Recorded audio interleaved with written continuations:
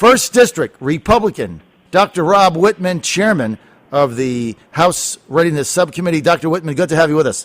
Good morning, John. It's great to be with you. Boy, you were a busy beaver last week, Congressman. Every time I open my email, you had something coming out. I want to start with your statement on the Keystone Pipeline and the president's rejection of it.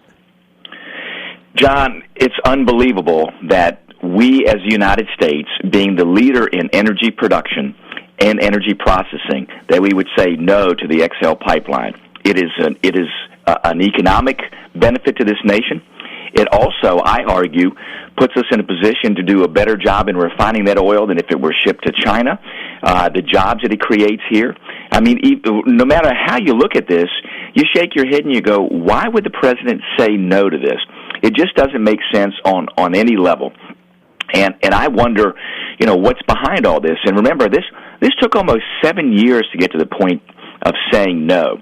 It's amazing to me that this is the mindset that this administration has, is that we will not grow our energy sector here. We have to have an all-of-the-above energy policy, and that includes processing energy here in the United States. Remember, that energy is going to be sold somewhere. And if you are, first of all, concerned about United States economy, you'd say, let's process and refine that energy here. Secondly, if you're concerned about the environment, let me tell you, that energy is going to be refined and utilized here in a much cleaner manner than it ever would be in China. So on both accounts, you look at it and go, why would the president do that? I think it's myopic for the president to say this is how we're going to manage our energy policy. And I would say that with that, you can see they really don't have an energy policy. And I cannot for the life of me figure out why he said no to this. But not surprising. I think everybody sensed that this is where the administration would be, but it certainly doesn't make any logical sense. Well, no, and look, the bottom line of this is it seems that President Obama was more interested in impressing the global environmentalists than with providing good-paying jobs for hard-working Americans. I mean, this really made no sense. And the whole stall thing was ridiculous. You knew where it was going to end up anyway, right? I think so. I think all of the comments that you heard from the administration going along, they were just trying to string this decision out. But at every turn, especially if there was information that there was counter to them saying no, they continue to run the clock on it and say, well, we need more information. But, John, if you go back, if you just look at it from a public policy standpoint, and you go back and you read the evaluations from the State Department, from all of the different environmental agencies, from the different state entities that looked at the impacts of the pipeline running through their states, at every turn, if you were to make a rational public policy decision, you'd say, let's allow the pipeline to be built because the impacts there are negligible, the benefits are significant, and the impacts that were outlined there can be mitigated. So you look at this and go, there's no downside to this other than somebody wanting to use this as a political means. I look at it from a standpoint both economically and even environmentally, and you say, this just makes sense. It helps our country. It allows us to do more to create energy independence here, which strategically is good for us. It also allows that energy to be processed and utilized here. That makes sense for us, both economically and environmentally. So at every turn, and then reading all of the evaluations along the way, I think you can only come to one conclusion, and that is the pipeline should have been permitted. No question about it, and a disaster for job creation in the United States. The other bizarre thing that the president said, and I know he says a lot of things, I scratch my head, but, in defending it, he said, we're a lot better off if we just create jobs through expanding the transportation bill in the United States. And, I heard the statement, and I'm like, so basically your vision of creating jobs is for the government to actually create them and pay people rather than the private sector, which is what the Keystone Pipeline was. It just... the mindset of our president sometimes is a head scratcher. It really is. It is, John. I tell you, if you look at that, we all know that looking to government as the creator of jobs is not, first of all, economically sound, nor is it sustainable. Right. That money has to come from someplace, and it comes from the taxpayer. It comes from the businesses and individuals that pay taxes. it's much better to have that money circulating within those small businesses for them to be generating additional economic activity from that. I mean, we look at it. Study after study shows that a dollar being processed through government turns over far fewer times than a dollar that runs through a private business. So to somehow say that it's more advantageous to our economy to run dollars through the government than it is to run it through the private businesses as would be generated through the XL pipeline, first of all, doesn't make sense and is counter to every single study that's been done about how to generate economic activity, private versus public. Okay, we're with Dr. Rob Wittman, Congressman, Virginia's 1st District Republican. You supported the passage of the House Highway Bill. You're in a unique position, Dr. Wittman, because you actually drive every day through Northern Virginia to get to Washington, D.C., and you fight that traffic. Explain your position behind it. Sure. Well, John, we absolutely have to push on transportation. First of all, for Virginia, whether it's in the Northern Virginia area, whether it's in the Tidewater area, and even in the Richmond area, and even some areas around Roanoke, there are significant traffic issues there, whether it's 81 with truck traffic running through this areas of Southwest Virginia, whether it's the 95 Beltway corridor up through Northern Virginia, whether it's the 64 corridor running through the Hampton Roads area. Those issues with transportation affect people's lives. I mean, as I travel back and forth every day, I look around me and I see individuals sitting in automobiles, waiting in traffic, knowing that they're waiting to get home to their families, that they're there hopefully trying to get to their son or daughter's school for a PTA meeting or to their son or daughter's games or their ballet recitals, whatever it may be. So time being spent in that automobile sitting in traffic is a tremendously frustrating position for people to be in. Secondly, I hear from businesses on a daily basis. In fact, just yesterday, heard from a gentleman that has a moving company in the Fredericksburg area, and he's just livid. Says, Rob, we have got to do something about transportation. It costs our businesses hundreds of millions of dollars a year across the United States when their trucks are sitting in traffic waiting to deliver goods. Their employees, instead of being there doing business for the company, are sitting in traffic. So there's a significant impact to our economy with transportation. We need to do transportation wisely, and that is to make sure that we simplify the process. John, I think that there's more that we can do to simplify the regulatory process, to give more autonomy to states to make decisions about how to construct their roads. They know best about how to make sure that the roads are constructed safely and that they're durable. I'd like to see many of the federal requirements not be part of the system put in place to approve roads. I think that's one of the ways we can simplify it. This transportation bill does a lot. It doesn't do as much as I think it should. It authorizes things for 6 years. It pays for the first 3. There are provisions in there for us. Congress is going to have to come back at year 3 and put in the dollars to make sure that we complete this. I think there's going to have to be debates about where those dollars come from.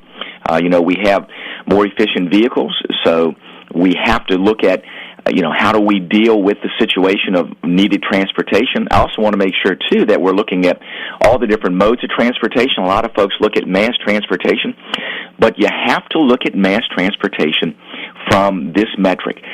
What's the most efficient way to allocate dollars based on dollar per passenger mile? And while a lot of folks will look at mass transportation and say, oh, that's a better way to go about it, in many situations, it's not the most efficient way to spend those dollars. So we have to look at those things. And, of course, we have Metro in Northern Virginia as well as some rail down in the Hampton Roads area. So we need to look at the economic efficiency of those projects, which this bill does. It requires that those projects be looked at before you just carte blanche put money into these particular areas. We want to make sure we do an economic analysis to assure that the limited dollars we have are being used to the maximum benefit of those folks needing to move around. So I think there's some good things in the bill. I would have preferred for all of the means to fund the bill be identified up front. The good factor is that it does say at year 3 we've got to come back. It does identify other sources of revenue to utilize from year 3 on. I would have preferred for it to be done in this bill, but remember, this is the first step in the process. These are essentially House amendments. These ideas will go to a conference committee, and that conference committee will work through all these various ideas and come up with a final transportation bill that will, again, come back to the House and Senate for us to vote on. So while this is imperfect, I think it's a good set of ideas to start off with. And another thing I want to emphasize, too, John, is this is the way the process is supposed to work. Right. When Congressman Ryan became our speaker, he said, listen, this is going to be about the House doing its work. This bill came in. There were over 200 amendments offered in the bill. Over 100 of them debated. Many of them were accepted as friendly amendments. Over 100 of them debated on the floor. So this truly is a bill that's a product of the House, which I think is exactly the way it should happen. While imperfect, it does express the will of the House, which is the will of the American people, and I think that's the good place for us to go as we go into working out the differences and coming up with a final piece of legislation. Dr. Wittman, you voted again for passage of the National Defense Authorization Act for 2016. President Obama vetoed the earlier one. What happens now? Well, it passed out of the House with a veto-proof majority, and I hope that the President signs it this time. The ironic part of this is that the budget deal that the President negotiated with Speaker Boehner, which, by the way, I was not supportive of because it cut military spending to a point where I thought it was harmful, especially taking money away from readiness programs. That being said, this bill was put back together with these contingency funds from the budget deal that the President originally said he was vetoing the bill about. So we put it back together and put the important provisions that were in the original bill back in this bill, have passed it out of the House with a veto-proof majority, and then that goes over to the Senate. And I think the Senate is scheduled to vote on it if they haven't already, and then it goes to the President, hopefully for his signature. And then the next big step is making sure we get the appropriations done before December 11th. And as you know, there's a lot of discussion back and forth with folks about whether or not there should be policy riders in the appropriations bill. And John, as you know, regardless of what side is in the majority, there have always been policy riders in the appropriations bills. That's where you can affect policy most effectively, and that's where the House gets to practice the power of the purse. So any member that says that there shouldn't be policy riders in there doesn't know what the responsibility of the House is and what we need to do. So I'm hopeful that we can indeed affect policy through what we put into the appropriations bill, and that the President will sign the National Defense Authorization Act. Well, if he does veto it, you've got a veto-proof majority in the House. Yes. Do you think you have one in the Senate? I do, because the original bill passed with 70 votes in the Senate, the one that the President vetoed. So I would imagine it would pass with at least 70 votes in this version to get to the President's desk. And with that, both in the House and the Senate would have veto-proof majority. So hopefully it will change the President's mindset about this. And if he does veto it, I think it'll be fairly clear that the House and the Senate will override the veto. And I think it's unfortunate that the President even considers vetoing the NDAA. Again, the things that he stated as the reasons behind his veto were things that you cannot fix through an authorization bill. If you don't like where the money comes from, which is what the President said, you fix that in the appropriations process. He also pointed to the provisions in there about not allowing Gitmo to be closed. But remember, that's the same language that he signed in 2011, 2012, 2013, and 2014. So same thing. Yes. Congressman Wittman, let me ask you this. The Virginia election 1 week ago, what's your take?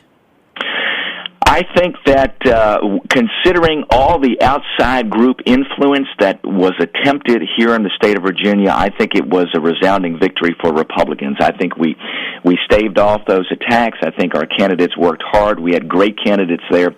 John, there were a lot of just fantastic races. Our candidates were on the ground continuously, talking to people, talking about issues, making sure that we were doing the work that candidates need to do, and that is the grassroots work. So I felt very good about it. I had the opportunity to travel across the state, from helping Nancy Dye out in southwest Virginia to Hal Parrish in northern Virginia to Glenn Sturtevant in Richmond, and all of them worked tremendously hard, were fantastic candidates, and ran super races. So, and with all these impact of outside money, I felt very good about how things transpired on November the 3rd. Rob Wittman, are you going to consider running for Virginia governor in 2017? Well, John, my focus is right now on making sure that we win back the White House in 2016 and that we continue to have all of our members of Congress on the Republican side return to the House. That's where my focus is right now. I've been approached by a lot of people about 2017, and that is something I'm giving serious consideration to, but my focus has to be on what I have in front of me. I've always felt throughout my political career that if you get too focused on something out in the future, something that isn't upon us yet, that you lose focus on what needs to happen here. And John, as you know, this, I do believe, is one of those turning points or tipping points for our nation, especially as it relates to who's in the White House. And we have to win Virginia for our Republican candidate, and that's going to take a significant amount of effort. And I don't think that you can put attention or effort in 2017 without hurting our chances in 2016. So my sole focus right now is running for re-election in 2016, winning, making sure that all of my effort goes not only to that, but helping our Republican candidate win the White House.